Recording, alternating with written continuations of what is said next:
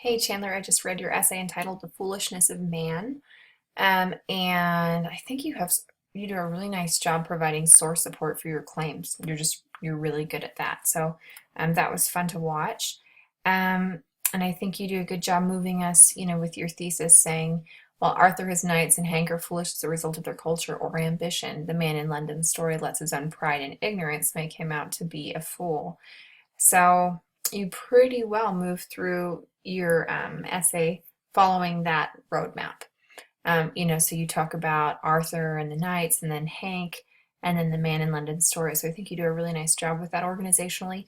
The confusion, though, is it's kind of an undeveloped thesis. It needs more work because, obviously, Hank has ambition, which is pride, right, too, and ignorance, and he has ignorance. So you're kind of saying these people have these issues and this guy has these issues, but later on in the text you show actually Hank and the man have similarities.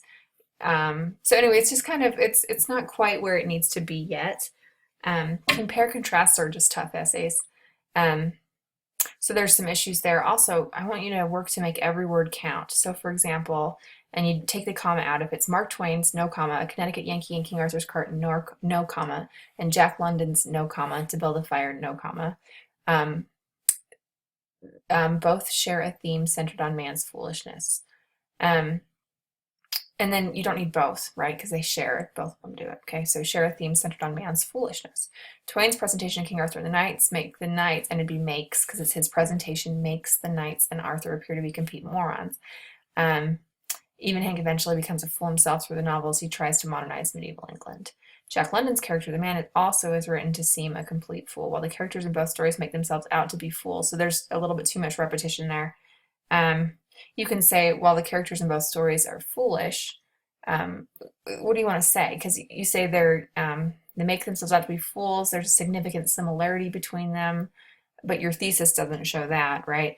And then while there are some similarities between the characters, there are also some differences. So nothing specific has been expressed yet, although, except to say some things are different, some are the same. And then it looks like a division in your thesis. Arthur and his knights and Hank are foolish in this way, the man is foolish in his way. So you got to work harder on the compare and contrast, and it could be something more along the lines of, um, you know, Arthur, the knights, Hank and the man, both, have consequences as a result of pride, but the man and Hank specifically demonstrate blah, blah, blah. Do you know what I mean? So there has to be a way to clear it up for the reader. Um, that's the biggest issue is just that the thesis is a little confusing and and that introduction is confusing. Um, and then you just talk about how they're foolish, and I think you have good claims and good source support for all of this.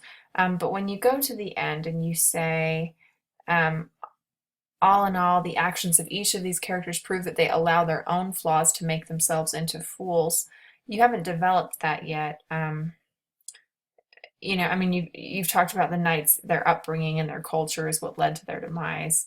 But what are you saying when you say their own flaws, right? So um, definitely flaws with pride.